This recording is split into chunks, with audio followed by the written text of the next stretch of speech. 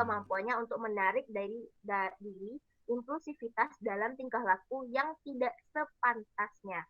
Pernyataan ini dari dokter tersebut berpengaruh terhadap teori-teori psikologi saat ini jika ADHD adalah defisit dalam pengendalian tingkah laku. Kemudian pada tahun 1930, Kurt Goldstein melaporkan adanya efek-efek psikologis dari luka otak pada tentara yang mengikuti Perang Dunia Pertama.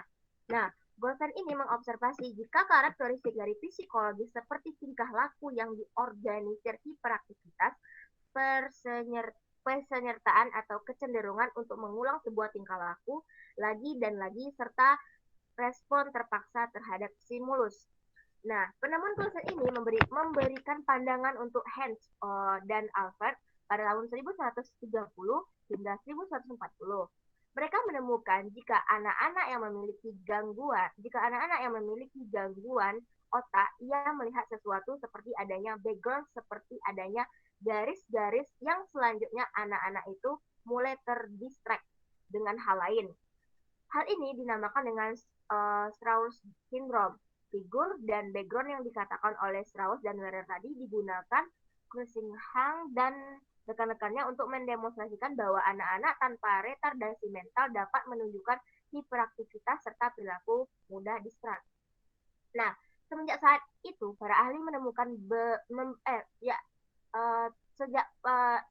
semenjak saat itu para ahli mulai memberikan sebutan bagi anak-anak dengan kecenderungan normal yang intensif, impulsif, atau hiperaktivitas dengan sebutan minimal brain injury. Pada tahun 1160, sebutan ini berganti menjadi sindrom anak hiperaktif. Nah, pada tahun 1180 hingga tahun 1180, penelitian ini lebih fokus untuk meneliti inatensi pada anak, bukan hanya hiperaktivitasnya. Selanjutnya, tahun-tahun berikutnya, otoritas merekomendasikan bahwa defisit pada pengendalian tingkah laku telah menggantikan inatensi maupun hiperaktivitas sebagai defisit utama dengan anak ADHD. Nah, selanjutnya bisa di next. Berikutnya dapat dilihat di layar karakteristik ADHD. Nah, dalam melaksanakan proses identifikasi ADHD menurut menggunakan standar untuk memastikan hambatan dalam memusatkan perhatian dengan merujuk kepada DSM-5. Antara lain yang pertama ialah fokus perhatian anak yang lemah. Yang kedua, hiperaktivitas dan impulsivitas yang saya jelaskan sebelumnya. Yang ketiga ialah beberapa gejala kurang fokus yang muncul sebelum berusia 7 tahun. Artinya, anak menampilkan beberapa tingkah laku yang tidak sama dengan anak seumurannya. Artinya, ketika anak yang tidak memiliki gangguan ADHD hanya mampu bermain itu 1 jam sudah lelah dan mengantuk, jika anak-anak ADHD ini lebih aktif lagi. Seakan-akan mereka mempunyai stok energi itu banyak. Selanjutnya, terdapat hambatan ketika berada di dua atau kelebihan keadaan. Yang kelima, terdapat hambatan secara klinis signifikan pada fungsi sosial, akademik, atau pekerjaan. Nah, dalam segi sosial ini sangat-sangat jelas sekali. Mereka akan cenderung melakukan aktivitas-aktivitas sosial yang tidak biasanya. Biasanya kan kalau anak-anak kecil ini melakukan aktivitas sosial kan hanya bermain biasa, seperti bermain bola dengan sewajarnya saja, dan jika lelah berhenti. Kalau anak-anak ADHD ini terkesan sangat agresif karena keaktifannya tadi. Nah, selanjutnya yang dari segi akademik sendiri itu mereka cenderung tidak bisa diam ketika mengikuti pembelajaran. Dalam segi pekerjaan pun sama seperti dalam segi akademik, cenderung lebih aktif. Bahkan jika orang-orang melihatnya tidak tahu bahwa mereka ADHD, bahkan dikatakan seperti anak-anak yang over. Padahal itu tidak. Selanjutnya, gejala-gejala tidak terjadi selama berlakunya skizofrenia atau gangguan psikoanalitik lainnya. Bisa di next.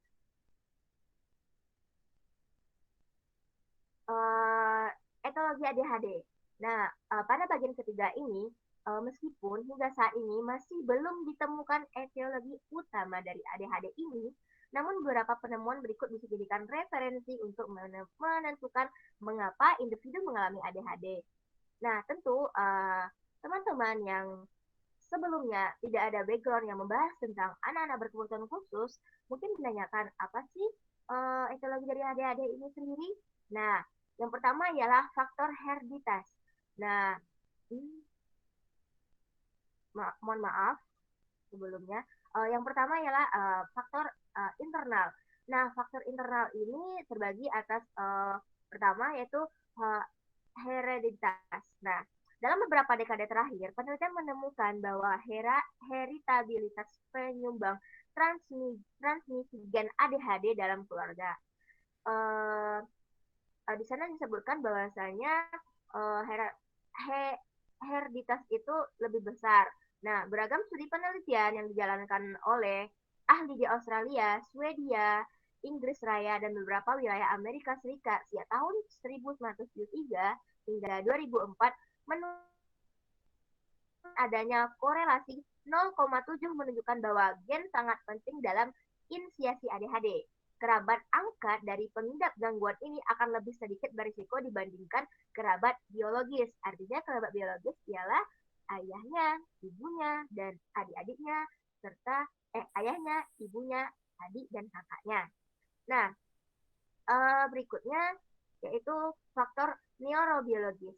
Nah, secara neurobiologis, reseptor dopamine D4 menemukan di jaring-jaringan frontal subkortikal jika terlibat dalam patofisiologi dari ADHD, meskipun dalam intensitas yang kecil. Hipotesis lain yang menjelaskan bahwa adanya penurunan fungsi otak berdasarkan pengamatan volume atau fungsionalitas yang berkurang di wilayah materi abu-abu dan putih di otak. Penyebab defisit ini pemrosesan kognitif, perhatian, perencanaan motorik, kecepatan, pemrosesan tanggapan, dan masalah perilaku lainnya yang terjadi pada pengidap ADHD. Nah, baru-baru ini korteks prefrontal, caudatus, dan otak kecil telah muncul sebagai area utama menunjukkan defisitnya dari ADHD itu sendiri. Nah, yang berikutnya ialah faktor eksternal. Nah, faktor eksternal ini kan faktor yang berasal dari luar. Yang pertama ialah biological adversity. Nah, paparan zat timbal dari makanan diduga ikut terlibat dalam patofisiologis gangguan ini.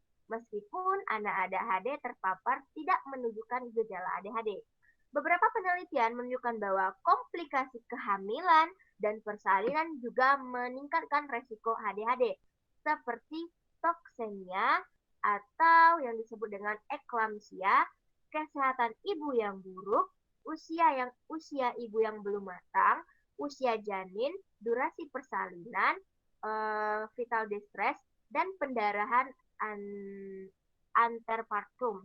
Nah, pengkonsumsian rokok dan alkohol juga menyebabkan salah satu dari munculnya anak ADHD. Jika ketika ibu mengandung mengkonsumsi rokok dan alkohol ini, sehingga bermasalah pada janin anak tadi, yang berujung kepada terjadinya gangguan ADHD pada anak yang dikandung oleh si ibu. Selanjutnya yaitu psychosocial adversity. Nah, studi yang dilakukan oleh Retter menunjukkan bahwa terdapat 6 resiko yang menyebabkan gangguan mental pada anak-anak, meliputi pertikaian parah yang terjadi pada orang tua, artinya orang tua melakukan percecokan, baik itu masalah keuangan, masalah anak, dan lain sebagainya, yang itu terjadi secara hebat. Artinya dilihat oleh anak dan bisa jadi ayah melakukan tindakan kekerasan kepada ibu. Yang selanjutnya yaitu kelas sosial yang rendah, artinya anak tidak mampu melakukan hubungan sosial dengan baik bisa dalam artian anak tertutup, atau orang tua terlalu membatasi anak dalam bersosial. Mungkin bisa jadi karena kasta yang tidak sama di lingkungannya. Yang berikutnya, ukuran keluarga yang besar. Nah, ukuran keluarga yang besar seperti ini. Dalam keluarga ada 16 anak. Nah, mungkin ada salah satu anaknya yang mengalami gangguan hiperaktif ini. Kenapa? Karena biasanya kurang perhatian dari orang tua. Jika memiliki 16 anak, tentu orang tua hanya memikirkan bagaimana masa depan anak dan orang tua mewujudkannya dengan hanya mencari uang, uang, dan uang sehingga lupanya quality time dengan anak. Nah, selanjutnya yaitu partner criminality, gangguan mental ibu, dan foster placement. Nah, itulah 6 dari studi tadi. Aku akumulasi dari faktor risiko ini mengganggu perkembangan anak. Beberapa penelitian lain mengemukakan bahwa depresi yang dialami oleh ibu menjadi faktor maladjustment psikologi dan gangguan jiwa pada anak-anak. Nah, sama-sama kita ketahui bahwa terjadinya gangguan depresi kepada ibu, maka ibu tidak lagi fokus dalam mengasuh anaknya. Selain itu, jika ibu memiliki depresi, maka juga akan berpengaruh kepada anaknya.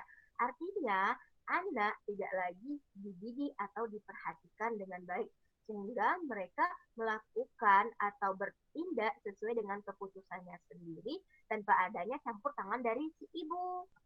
Sama-sama kita ketahui bahwa madrasah pertama atau pendidikan pertama kita adalah keluarga yang utamanya bersumber dari ibu. Nah, bisa di next moderator. Identifikasi ADHD. Identifikasi adalah langkah awal yang dilakukan seorang guru sebelum melakukan proses belajar mengajar. Identifikasi ini adalah kegiatan mengenali anak-anak berkebutuhan khusus di sekolah atau di kelasnya. Nah, identifikasi ini bisa dikatakan sebagai pengenalan. Pengenalan anak berkebutuhan khusus merupakan proses yang paling penting sekali untuk menentukan gejala selanjutnya dalam proses pembelajaran. Nah, jika kita telah melakukan identifikasi kepada anak, maka kita akan tindak lanjutinya. Nah, identifikasi ini teman-teman memiliki dua konsep. Apa saja? Pertama yaitu penyaringan dan identifikasi aktual. Sebelum melakukan identifikasi ini, kita sebagai guru perlunya mengetahui tentang kelainan-kelainan yang ditimbulkan oleh anak, baik itu emosi anak, mental, sosial, intelektual. Nah, masing-masing anak berkebutuhan khusus memiliki kelainan yang berbeda-beda, sehingga guru dapat memilih strategi pembelajaran, media yang akan dipakai, dan merancang evaluasi terhadap anak sehingga terhindar dari perilaku yang salah. Nah, jadi identifikasi ini lebih kepada menemui kenal anak supaya dapat melakukan penanganan yang tepat dalam segi pendidikannya yang mencangkup aspek tadi, sosial, emosi, hingga akademik atau kognisi anak. Setelah kita, teman-teman, melakukan identifikasi kepada anak, bahwa akan diketahui kondisi anak, apakah pertumbuhan dan perkembangan anak akan mengalami, apakah pertumbuhan dan perkembangan anak itu mengalami gangguan atau tidak. Nah, sekadar info. Untuk informasi, bila anak mengalami kelainan, dapat diketahui apakah anak itu akan tergolong tunanetra, tunarungu, grahita, daksa, laras, lambat belajar, ADHD, dan autis. Nah, untuk mengidentifikasi seorang anak apakah tergolong berkebutuhan khusus atau tidak itu, guru kelas dan tenaga medis saling bekerja sama. Artinya saling memiliki keterkaitan untuk melaksanakan identifikasi tersebut. Nah, guru terlebih dahulu membuatkan daftar-daftar tentang gejala-gejala yang ditimbulkan oleh anak yang berbeda daripada anak seumurnya. Dengan demikian, untuk dapat memperoleh informasi yang lengkap, maka usaha identifikasi yang harus dilakukan oleh guru dapat dilakukan dengan berbagai cara. Tadi saya katakan hanya pengamatan. Nah, cara yang lainnya yaitu perlu dilakukan wawancara dengan orang tua. Nah, kenapa perlu dilakukan wawancara dengan orang tua? Karena kebanyakan anak itu waktunya lebih banyak daripada orang tua. Nah, kalau guru hanya hanya bisa dikatakan hanya 8 jam atau 6 jam saja dengan anak. Selebihnya anak adalah tanggung jawab oleh orang tua. Bisa dilanjutkan moderator. Next slide. Nah, dampak ADHD dalam berbagai aspek. Tentu kita sebagai uh, orang yang awam ataupun yang sudah kenal dengan ADHD, tentu kita berpikir apa sih dampak ADHD ini dalam berbagai aspek. Nah, pertama yaitu dari segi fisik. Anak yang mengalami ADHD tidak akan berpengaruh pada perkembangan fisiknya. Karena kita tahu berdasarkan penyebab ADHD itu sendiri yaitu dikarenakan hormon atau dalam tubuh manusia. Artinya tidak ada kelainan yang ditimbulkan oleh anak ADHD dalam segi fisiknya. Mereka memiliki fisik yang sama dengan anak pada umumnya. Nah, selanjutnya itu kognitif. Dari segi kognitif, dampak yang mudah terlihat pada perkembangan kognitif yaitu pada proses pembelajaran dikarenakan anak ADHD mengalami kesulitan dalam memfokuskan terhadap sesuatu, maka mereka akan menunjukkan sifat yang tidak tenang. Ketika pembelajaran dimulai nih, Ibu telah menerangkan, mereka seringkali mengganggu melakukan kegiatan yang seharusnya tidak wajar untuk dilakukan ketika pembelajaran. Kalau anak normal kan biasanya anak-anak sekarang kita belajar, duduk siap dan perhatikan guru. Mungkin anak-anak pada umumnya akan bisa melakukan hal tersebut, namun ini tidak dengan ADHD itu sendiri. Juga anak ADHD seringkali membuat proses belajar dan mengajar terganggu. Yang tadi karena mengganggu tadi. Pada dasarnya teman-teman, IQ pada anak ADHD itu normal. Hanya saja perkembangan kognitifnya terhambat karena perilaku anak tersebut. Ya tadi karena tidak fokus, maka anak-anak ADHD tidak mampu mengikuti pembelajaran dengan sebaik anak pada umumnya. Bahkan anak pada umumnya saja telah mengikuti pembelajaran secara biasa, juga ada yang terganggu atau lambat dalam memproses pembelajaran tersebut. Selanjutnya yaitu dari segi sosial dan emosionalnya. Nah, anak ADHD tidak mampu bersosialisasi dengan baik karena hormon yang berlebihan pada dirinya membuat anak tersebut menjadi mudah menutup. Selanjutnya, dampak sosial yaitu dia kesulitan berkembang. Misalnya, kurang matang dalam menjalin hubungan dengan teman sebaya. Kurang matang tadi artinya karena memiliki hiperaktivitas yang tinggi, sehingga mereka sulit untuk melakukan komunikasi dengan teman karena kebanyakan mereka hanya berfokus kepada satu tindakan mereka saja. Dari beberapa kesulitan yang dialami ADHD dari segi sosial tadi, mereka juga cenderung biasanya tidak mematuhi aturan-aturan sosial atau yang dikenal dengan norma sosial, sehingga mereka mengalami hambatan yang sangat-sangat signifikan dalam pengembangan keterampilan sosial. Mereka juga tidak mampu memberikan respon yang tepat terhadap rangsangan yang didatangkan dari lingkungan sekitar karena sikap mereka yang hiperaktivitas tadi, sehingga menimbulkan sifat apatis terhadap lingkungan. Nah, berikutnya bisa di next moderator. Layanan pendidikan bagi anak ADHD. Akomodasi pemberian yang dilakukan guru adalah bagaimana membuat belajar menjadi mudah bagi anak ADHD. Hal ini dilakukan guru dalam melakukan akomodasi ini dengan mengubah kelasnya, seperti mengubah manajemen kelas untuk memudahkan anak ADHD belajar. Pertama, melakukan pengaturan tempat duduk. Tempat duduk siswa ADHD dijauhkan dari jendela dan pintu karena jendela dan pintu adalah pusat perhatian. Tidak hanya ADHD, kita sendiri pun begitu. Karena jika kita melihat ke pintu atau jendela, mungkin banyak aktivitas yang dilakukan di luar kelas, seperti kelas B melakukan olahraga, sedangkan kelas yang anak ADHD ini tidak. Maka jika melihat ke jendela, mereka akan fokus ke sana dan tidak ada lagi perhatian terhadap pembelajaran. Selanjutnya, aturlah tempat duduk siswa ADHD di depan meja guru. Agar apa? Agar guru lebih mudah memperhatikan anak. Selanjutnya, Siswa duduk dengan formasi berbaris berurutan dengan fokus terhadap guru. Artinya ini berjajar dari 1, 2, 3, dan 4. Selanjutnya, penyampaian informasi atau materi. Nah, ini yang harus diperhatikan oleh kita sebagai calon guru. Bukan kita, teman-teman sebagai calon guru. Nah, pertama, guru memberikan satu instruksi setiap kali penyampaian materi dan dapat juga diulangi. Artinya, anak-anak, hari ini kita belajar kita belajar berhitung dari 1 sampai 10. Nah, usahakan pemberian instruksi itu terhadap anak ADHD itu jelas dan tegas dan tidak berbelit-belit. Selanjutnya, gunakan visual, baik itu grafik, gambar, kode warna. Nah, mengapa demikian? Karena jika kita memberikan media pembelajaran yang menarik, maka anak ADHD akan juga bisa fokus terhadap media kita tersebut dan mengikuti pembelajaran. Walaupun masih melakukan kegiatan atau memunculkan hiperaktivitasnya. Yang ketiga, buatlah catatan garis besar untuk mengorganisir atau mengatur informasi saat guru sedang menyampaikan materi. Selanjutnya, pekerjaan siswa. Dalam segi pekerjaan siswa, yang pertama ialah kurangi jumlah tes dan batas waktu. ADHD ini di dalam kelas mungkin melakukan beraktivitas dengan mengganggu temannya. Jika kita memakai waktu yang lama dalam menerangkan materi pembelajaran, itu akan sangat dan semakin mengganggu temannya.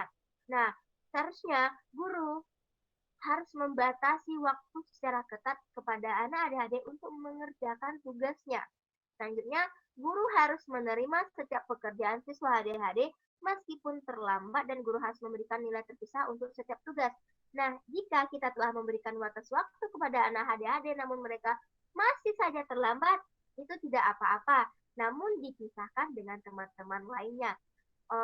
Bisa saja yang saya jelaskan tadi itu di dalam setting pembelajaran sekolah, di dalam setting pembelajaran yang diselenggarakan di sekolah penyelenggara pendidikan inklusi.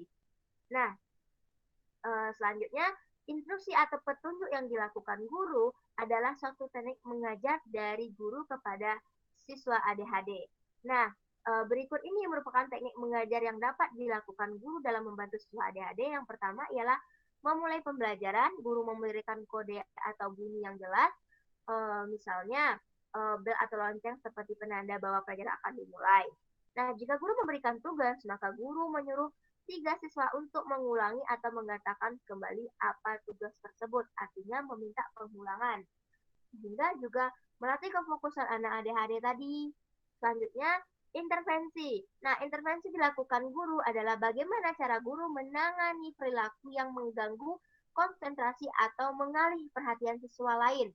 Intervensi yang dilakukan ini di lingkungan sekolah dinamakan dengan intervensi berbasis sekolah. Lanjut, moderator.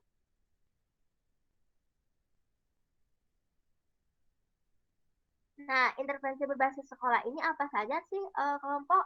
Nah, intervensi berbasis sekolah ini yang pertama ialah latihan perhatian berbasis teori. Latihan perhatian yang digunakan mengacu kepada konsep Solberg dan Matter pada tahun 1987 yang dikutip dalam buku Marlina pada tahun 2007.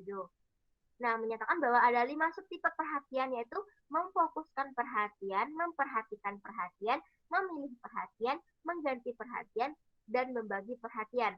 Dalam proses pembelajaran, siswa ADHD akan cepat bosan mereka. Nah, pada situasi yang membuatnya tidak tenang atau bosan tadi, maka biasanya mereka akan menunjukkan aktivitas sering menggerak-gerakkan kaki dan tangan, berjalan di kelas, ramai sendiri ini asik sendiri gitu ya, mengganggu teman dan lain sebagainya. Selain itu, konsentrasi dalam memusatkan perhatian pada materi yang sedang dijelaskan juga kurang baik. Oleh karena itu, dalam hal ini perhatian ini guru harus memberikan layanan dengan berusaha memfokuskan perhatian siswa ADHD ketika sedang hiperaktif, impulsif, dan kurang konsentrasi.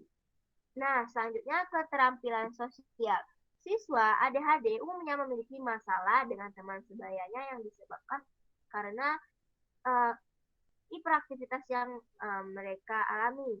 Nah, ADHD ini yang bermasalah paling kompleksnya ialah mereka kurangnya kesabaran, sehingga performa sosial yang ditampilkan oleh mereka ialah eh, tidak menunjukkan sikap yang sabar, sehingga sangat-sangat mengganggu teman-teman yang sebayanya. Nah, selanjutnya pada proses pembelajaran belum pada proses pembelajaran, guru dapat melibatkan siswa ADHD dengan teman sebayanya pada kegiatan kelompok, diskusi kelompok, tutor teman sebaya, hingga permainan kelompok lainnya. Nah, berikutnya lanjut. Telaah film berdasarkan kasus ADHD. Ini akan dijelaskan oleh Fadla. Kepada Fadla, dipersilakan.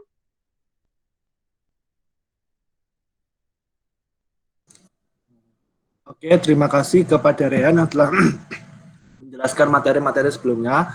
Selanjutnya di sini saya ingin menjelaskan tentang film yang menganalisis film yang bertemakan tentang ADHD. Nah, di kelompok kami ADHD ini, kami mengambil film Mami yang ditayangkan pada tahun 2014. Nah, film ini garapan sutradara muda berusia 25 tahun bernama Xavier Dolan sukses menyita banyak perhatian di Festival Film Cannes pada 22 Mei tahun 2014 yang lalu. Film ini menerima banyak sekali penghargaan dengan rating 89% dari salah satu situs penilaian film yaitu Rotten Tomatoes. Nah, film ini mengambil latar tempat di Kanada dengan berbahasa Prancis. Film ini tuh memiliki pengambilan gambar yang sangat unik, teman-teman. Jadi pada awal-awal film, rasio dari film ini yaitu 1:1. Namun di tengah film ini rasio dari film ini berubah menjadi full layar. Nah, ternyata perubahan-perubahan dari rasio ini tuh memiliki makna tersendiri. Nanti akan saya jelaskan. Film ini menceritakan seorang wanita janda bernama Dian yang diperankan oleh Anne Dorval yang hidup dengan segala masalah berat yang ia hadapi. Selain itu, ia juga harus mengurus seseorang anak yang mulai menginjak usia remaja dengan gangguan hiperaktivitas atau ADHD. Anak ini bernama Steve Desprez yang diperankan oleh Anthony Oliver Pilong.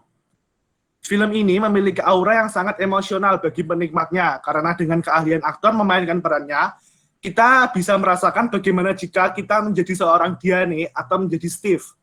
Film ini juga memberikan gambaran kepada kita tentang bagaimana anak ADHD yang terkadang dianggap aneh atau menakutkan bagi sebagian orang. Namun dengan film ini kita bisa mengetahui, oh sebenarnya tuh mereka tuh punya impian, mereka tuh sebenarnya juga mempunyai kasih sayang yang sama halnya dengan manusia normal lainnya. Namun karena keterbatasan yang ia miliki, ia dianggap aneh dan berbahaya bagi sebagian orang.